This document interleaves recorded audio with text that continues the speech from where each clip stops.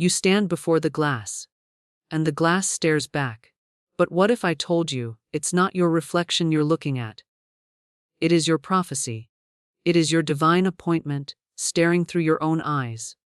For too long, you have mistaken the mirror for a piece of glass. It has never been glass. It has always been a gate. A holy portal between the you that lives in the noise of the world and the you that lives in the mind of God. You've been taught to see your flaws here, to count your lines, to measure your worth in the tilt of a smile, the shape of a face. But heaven never sent you to count what is temporary. It sent you to awaken what is eternal. There is a voice that has been waiting in the mirror, not outside of you, inside of you, a voice older than time. It is the whisper that spoke galaxies into motion, and it is the same voice that knit your soul into being. You think you speak words into the air. No. When you speak into the mirror, you are speaking into the blueprint of creation. You are reminding the universe of its orders concerning you. You are activating the divine contract written before you drew your first breath. But here's the secret. God does not respond to the voice of fear. God responds to the voice of knowing. And when you declare in the mirror, you are not begging. You are commanding light to take form. So today, you will not stand before this glass as a beggar. You will stand as an heir. You will stand as the one who knows the kingdom is already theirs. You will speak, not to ask, but to awaken what has already been given. And when you say this, your own reflection will rise to meet you. Not as the self you've known, but as the self heaven remembers. You will look into your own eyes and see God looking back. For the spirit that breathed life into you never left. It hides in plain sight, behind your own gaze, waiting for you to recognize it. The mirror is the meeting place, the covenant table, the altar where your flesh and your spirit shake hands and say, "It is done." So hear me. When you stand there, you will not say, "I hope." You will not say, "Maybe." You will not say, "If it is possible." No. You will speak like a ruler addressing their kingdom, like a commander sending armies into battle, like a child who knows their father's house is already theirs. And the words you speak will be simple, but they will split the atmosphere. They will shake loose what has been stuck. They will call the unseen into the seen. You will say, "I am who God says I am. I have what God says I have. I do what God says I can do." And you will not say it once. You will say it until the air around you feels different. Until the mirror no longer shows you the version of yourself the world made, but the version heaven authored. Do not be surprised when something stirs in your chest. Do not be startled when a light seems to flicker behind your eyes. That is God speaking back. That is eternity nodding in agreement. That is the vibration of truth echoing through every cell in your body. And when you hear it, when you feel it, when you know it, that is when the real journey begins. Because from that moment forward, you will never again be able to call yourself small. You will never again bow to the voice of fear. You will have seen the face of God in your own reflection. And you will understand the power of saying, the power of claiming, the power of becoming. And in the next breath, I will tell you the words that turn that power into unstoppable motion. You have been told all your life that the mirror is just glass, a surface that reflects light, an object to fix your hair, to check your clothes, to make sure you are presentable enough to face the world. But the truth is far more dangerous to the limits you've been living under. The truth is that the mirror is not glass. It is a gate. It is a holy portal between the self you have been taught to accept and the self God has been holding in His mind since the beginning of time. Every time you stand before it, you are not merely standing before your reflection. You are standing at the threshold of your own becoming. When you look into the mirror, you think you are seeing yourself as you are right now. You think you are seeing the sum of your past, the echoes of your choices, the evidence of your years. But the mirror is showing you far more than that. It shows you the flicker of eternity in your eyes. It shows you the blueprint heaven drew before you were born. It is a meeting place between time and timelessness, between flesh and spirit. This is why the mirror holds such a strange power.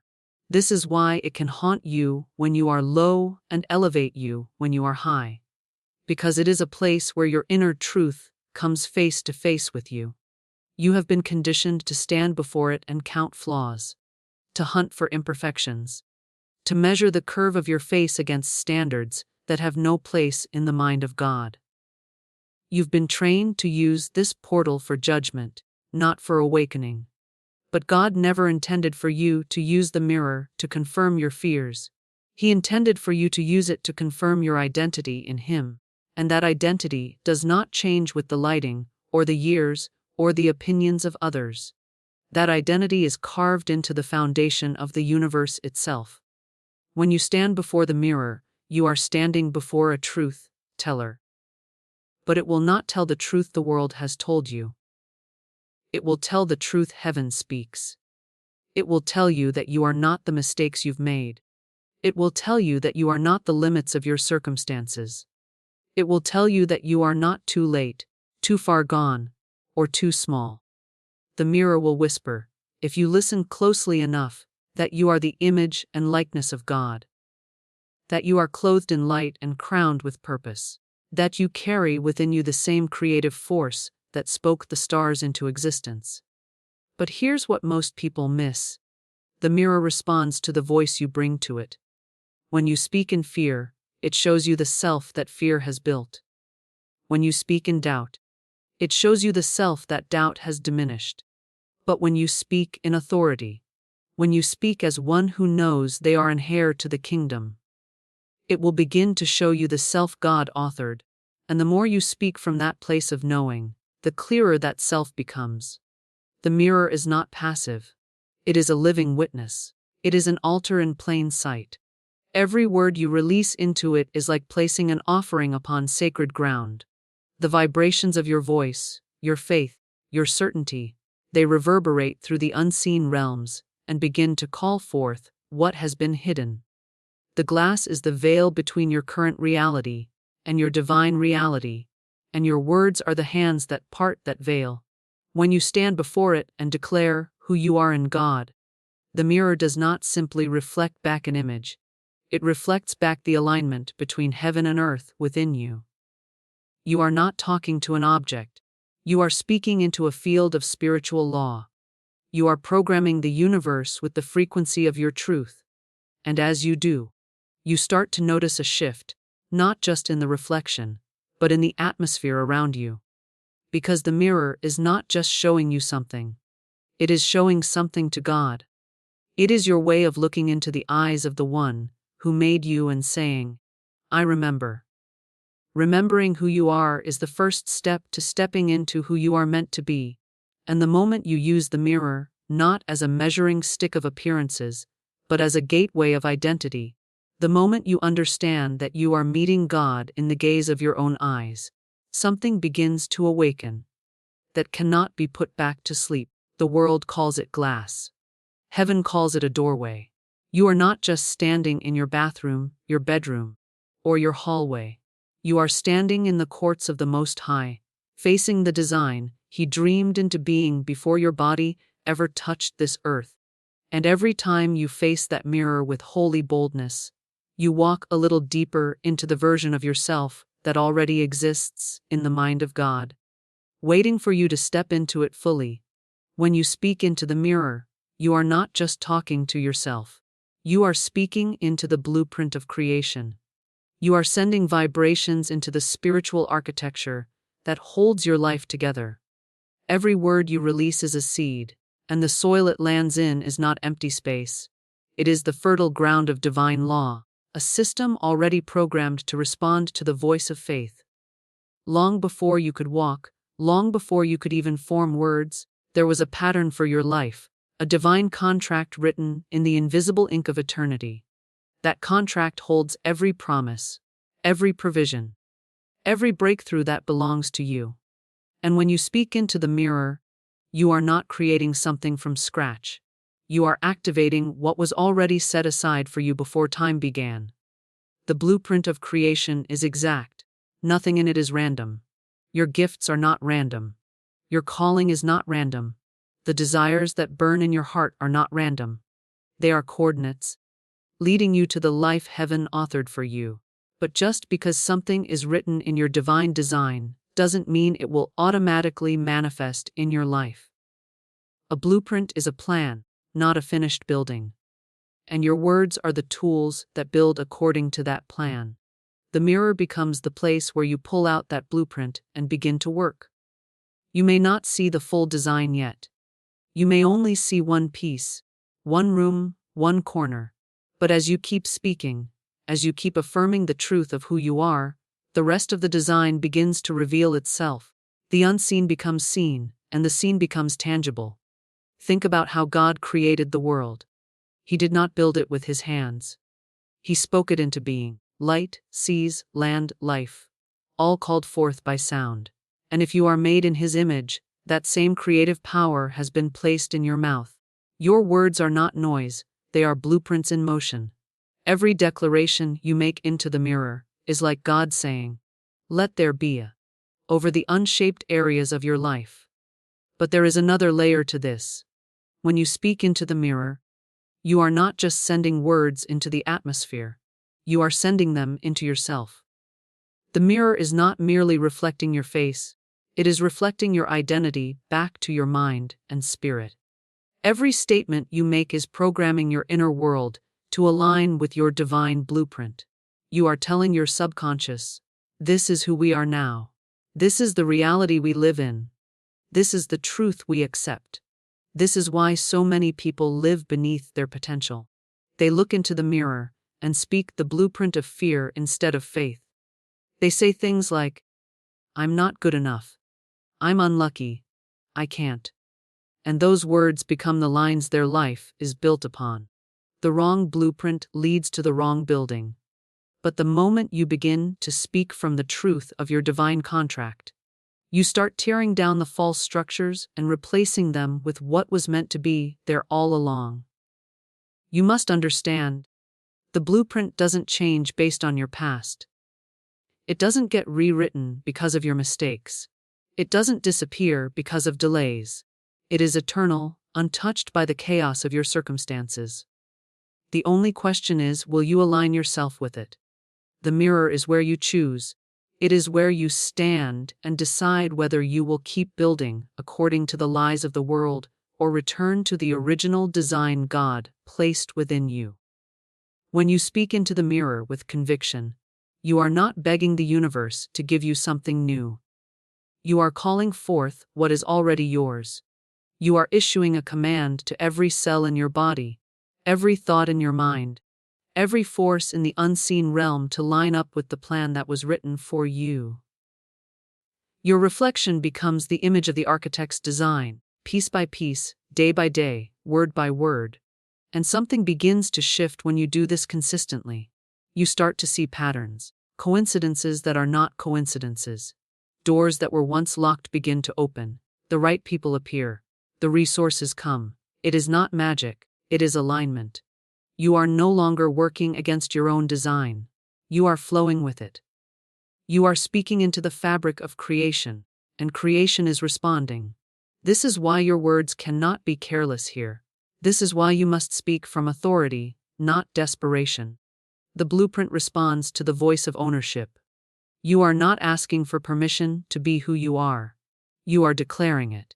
And as you declare it into the mirror, you are awakening the sleeping parts of your destiny, pulling them from the invisible into the visible, until the life God designed for you becomes the life you are living in real time. God does not respond to the voice of fear. Fear speaks in the language of lack, of limitation, of smallness, and heaven does not recognize that frequency. Fear says, "What if I fail?" Faith says, "It is already done." When you stand before the mirror, you are not coming as a beggar at the gates. You are coming as an heir to the throne. You do not plead for what already belongs to you. You take possession of it in word, in spirit, and in certainty. This is the difference between speaking with hope and speaking with knowing. Hope reaches forward, wondering if it might receive. Knowing stands still, holding what it already possesses. When you speak in the voice of knowing, you shift the way the universe hears you. You are no longer sending out signals of desperation. You are sending out signals of ownership. The atmosphere responds differently to an heir than it does to a stranger. An heir doesn't walk into their father's house, asking if they may enter the kitchen. They walk in and open the door, because it is theirs by right. In the same way, when you stand in the mirror and speak as one who knows, you are not hoping the blessings of God might trickle down to you. You are stepping into what has already been appointed. The world has taught you to ask with uncertainty. It has told you to be realistic, to temper your expectations, to prepare for disappointment, and many carry this timid tone into their prayers and declarations. They say, if it's possible, let this happen, or, I hope I can. And yet, Scripture is clear, let the weak say I am strong, not, I hope to be strong. Not, I wish to be strong. I am. That is the language of knowing. That is the language God responds to, because it reflects His own creative speech. The moment you shift into knowing, you align yourself with heaven's perspective. God is not wringing His hands wondering if your future will turn out well. He already sees the end from the beginning. When you speak in that same confidence, you are mirroring His nature. You are agreeing with what He has already spoken over your life. The mirror becomes the place where you practice speaking with the voice of divine authority, until it becomes the only voice you have. Authority in your words is not arrogance. It is agreement with truth. It is not puffing yourself up. It is standing on the solid ground of what God says about you. If the King of Kings calls you chosen, why would you call yourself overlooked? If the Creator calls you abundant, why would you call yourself lacking? When you speak anything less than His truth, you are speaking out of alignment. The mirror is the training ground where you replace every lesser word with words of kingdom authority. This is why declarations in the mirror are so powerful. You are not simply speaking to yourself, you are addressing the blueprint of creation, the spiritual laws that govern manifestation, and the God who authored your destiny. And none of them respond to the language of, maybe. They respond to the language of, it is done. They respond to the certainty of an heir who knows they are standing on inherited ground. So when you step before the mirror, leave fear outside the room. Leave hesitation outside the room. You are not coming to negotiate with God. You are coming to confirm the covenant. You are coming to stand face to face with your own reflection and say, this is who I am. This is what I carry. This is what is mine. And you say it not because you are trying to make it true, but because it already is true. There will be moments when fear tries to creep in, whispering that you're being foolish, that you're declaring things you can't see yet. But this is where you must remember, the seen always follows the unseen. The world you can touch and measure is the echo of the invisible world. Your words are shaping that invisible realm first. And if you keep speaking in the voice of knowing, the physical will eventually rise to match it. Think of the difference between a servant and a son. A servant asks, will you allow me to have this? A son says, I'm going to take what my father has set aside for me. The servant is uncertain of their place. The son is rooted in identity. When you speak into the mirror as an heir, you are speaking from identity, not insecurity. You are claiming what has been promised, not wondering if you are worthy to have it. This shift changes everything. Not just what you say, but how you say it. Your posture changes, your tone changes, your energy changes, and the reflection you see begins to change as well. You are no longer looking into the eyes of someone who is waiting for permission. You are looking into the eyes of someone who walks in possession. And once you see yourself that way, it becomes impossible to go back to the voice of fear, because you have tasted the weight and certainty of the voice of knowing. When you speak with authority into the mirror, something begins to happen that cannot be explained by logic alone. Your reflection shifts. At first, it is subtle. The lines of your face seem the same. the light in the room unchanged. But then, something in the eyes begins to stir. It is as though a veil lifts, and for the first time, you are not seeing the version of yourself the world molded. You are seeing the version heaven authored. This is the self that existed before fear, before doubt, before the opinions of others began to shape your image of who you are. This is the self that was formed in the mind of God, carrying the original blueprint of your identity, pure and untouched. The version of you heaven authored is whole. It does not limp under the weight of past mistakes. It does not bow to the false names life has tried to attach to you. It stands tall in truth, clothed in light, crowned with purpose. And when you declare words of authority into the mirror, you are summoning that version of you to the surface. Every time you speak, you are calling forth the image and likeness of God within you. You are commanding it to rise and take the place of the lesser self that fear built. This is not the same as pretending. Pretending is fragile. It breaks under pressure. What you are doing is remembering. You are remembering the truth that has been buried beneath layers of survival, performance, and conformity. And in that remembering, your reflection becomes a witness. It no longer simply bounces back the shape of your face. It testifies to the transformation happening within. In the beginning, your reflection might resist. It has been trained to hold the image of who you've been told you are. Small, limited, uncertain. But as you persist in speaking truth, as you refuse to waver in your declarations, the reflection begins to comply. It bends to match the authority of your words. It starts to mirror back not the facts of your current reality, but the truth of your eternal reality. This is why the mirror is more than a physical object. It is an altar where the false self dies and the true self emerges. Every day you stand before it and speak with authority. You are chiseling away the stone around your soul, revealing the masterpiece God placed inside you from the start.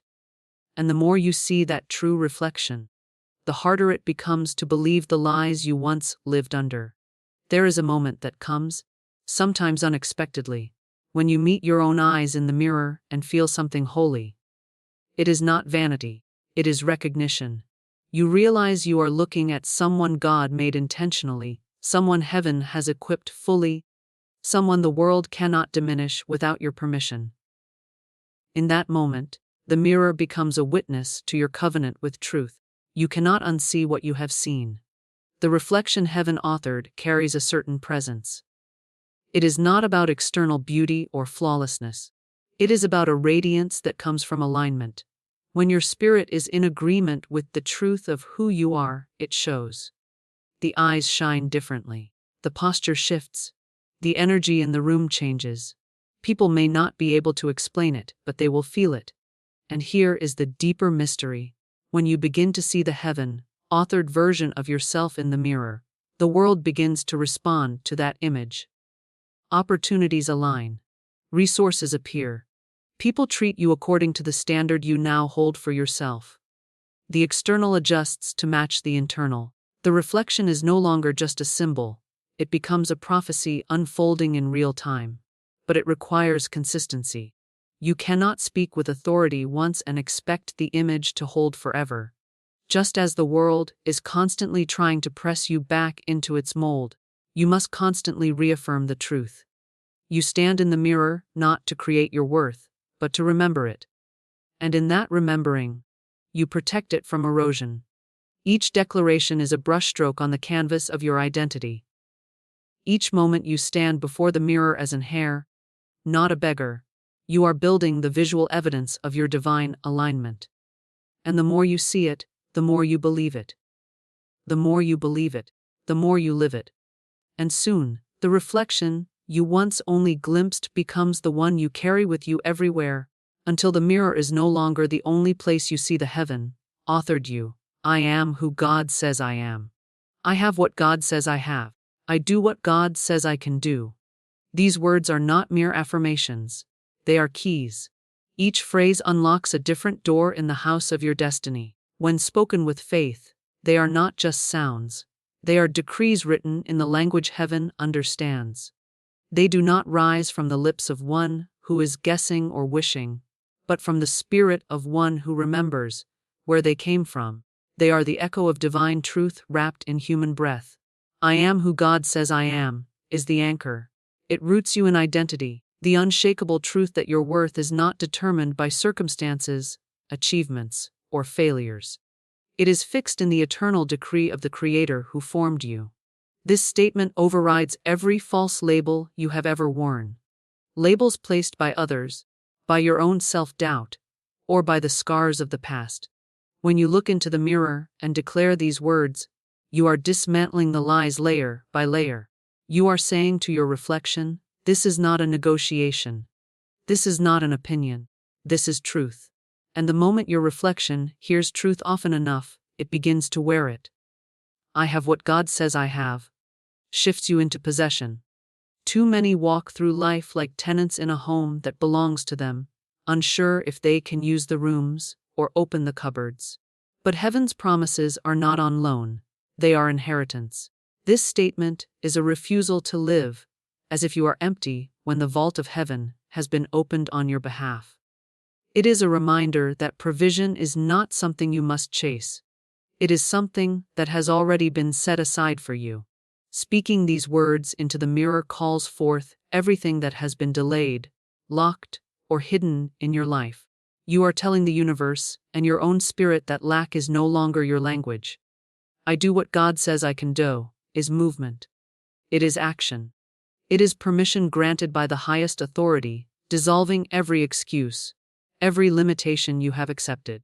The mirror becomes the training ground where you step into this reality before the world sees it. When you declare this, you are not waiting for conditions to be perfect. You are claiming your capability in the present tense, knowing that your strength is not measured by what you feel, but by the one who empowers you. It silences the voice that says, you can't, replacing it with the truth, I already can, because God has said so. These 3 sentences, simple as they appear, hold the structure of transformation.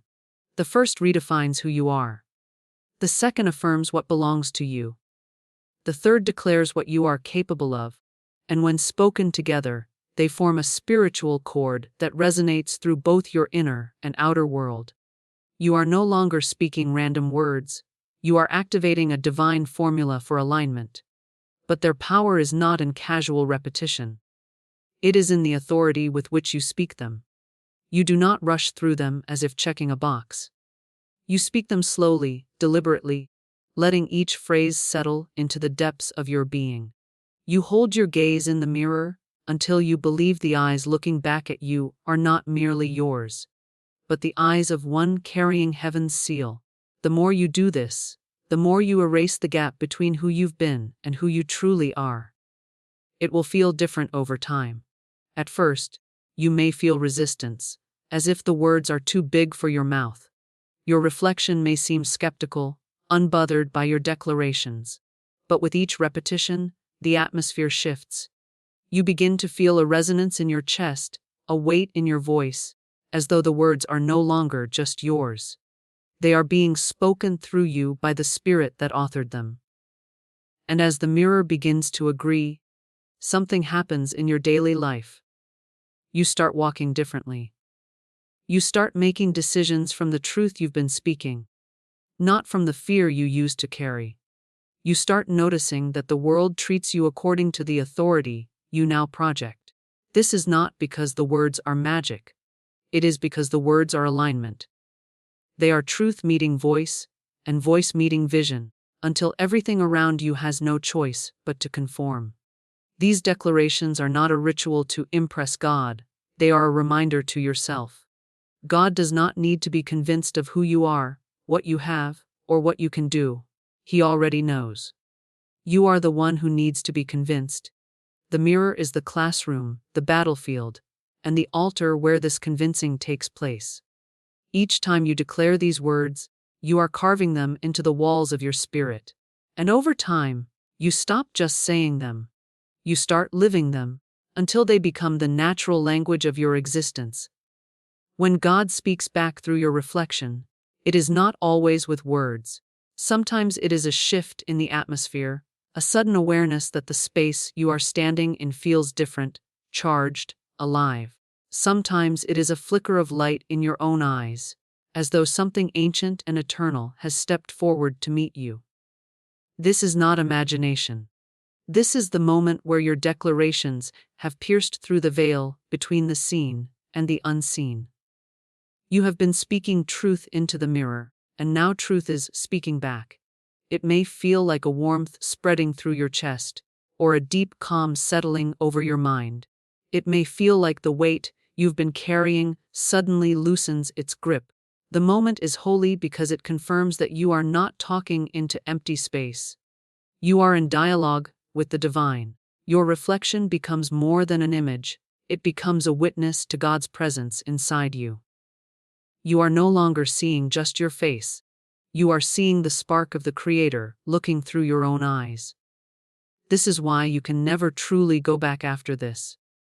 Once you have seen God in yourself, once you have felt His Spirit respond to your voice, the old version of you cannot hold its ground. You have stepped into a level of awareness where smallness no longer fits. You have tasted what it is to stand in alignment, to feel heaven affirm you, and it changes the way you move in every area of your life. You no longer ask timidly, you speak boldly. You no longer shrink, you expand to fill the space you were always meant to inhabit.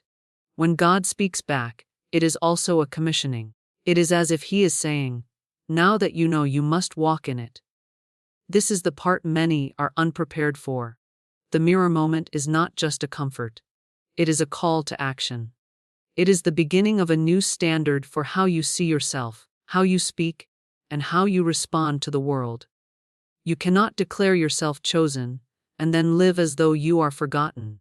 You cannot declare abundance and then operate from lack. God's response through your reflection comes with an unspoken instruction.